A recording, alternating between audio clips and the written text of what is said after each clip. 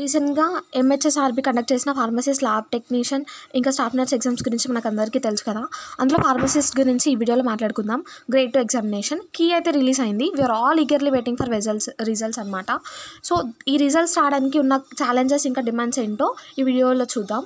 So non contract contract వాళ్ళకి 20 marks add అవుతున్నాయి అనమాట.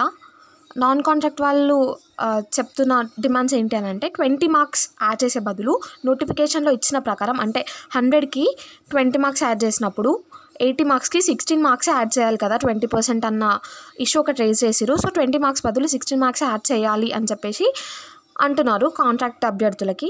తర్వాత పీసీఐ సర్టిఫికేట్ 2కి ఇచ్చిన అవుట్సోర్సింగ్ క్యాండిడేట్స్ ఇంకా కాంట్రాక్ట్ వాళ్ళకి మార్క్స్ యాడ్ చేయొద్దు అని కూడా ఇంకొకటి రేజ్ చేస్తున్నారు.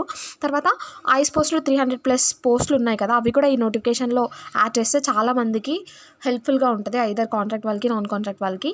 ఇదైతే చాలా వ్యాలిడ్ పాయింట్ అనిపిస్తుంది. ఇది జరిగితే చాలామందికి ప్లస్ అవుతుంది. ఇంకా ఈ ఇష్యూస్ పైన ప్రెజెంట్గా నడుస్తుందన్నమాట. తర్వాత ఈ 20 మార్క్స్ ఏంటి అని అంటే ఈ 16 మార్క్స్ 20% అనమాట, 20% అనమాట 80 మార్క్స్కి. సో ఈ 4 మార్క్స్ డిఫరెన్స్లో చాలామంది ఫిల్టర్ అవుతారు. దగ్గర చాలామంది ఉంటారు. నాన్ కాంట్రాక్ట్ వాళ్ళకి కొంతమందికైనా ప్లస్ అయ్యే అవకాశం ఉంటుంది ఇది జరగడం వల్ల. తర్వాత పీసీఐ సర్టిఫికేట్ 2కి ఇచ్చిన అభ్యర్థులకు కూడా కాంట్రాక్ట్ వాళ్ళకి కానీ అవుట్సోర్సింగ్ వాళ్ళకి కానీ వాళ్ళకు మార్క్స్ యాడ్ చేయొద్దు, అది ఇల్లీగల్ అని చెప్పి కూడా ఒక పాయింట్ రైజ్ అవుతుంది. సో ఈ కోర్టుకి సంబంధించిన విషయాలు ఇప్పుడు జరుగుతున్నాయి. సో దానివల్ల డిలే అవుతుంది. నేను కామెంట్ సెక్షన్లో ఒక లింక్ పోస్ట్ చేస్తాను, దాన్ని ఓపెన్ చేసి మీరందరూ కొంచెం టైం స్పెండ్ చేసి ఆ ఫామ్ని ఫిల్ చేస్తే అది కొంచెం హెల్ప్ఫుల్గా ఉంటుంది సర్వే లాగా.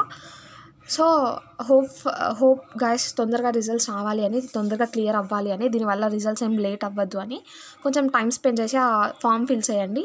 Thank you. కట్ ఆఫ్స్ గురించి ఇంకా ఏమైనా న్యూస్ ఉంటే ఈ గ్రేడ్ 2కి సంబంధించి నేను నెక్స్ట్ వీడియోలో పోస్ట్ చేస్తాను. Thank you.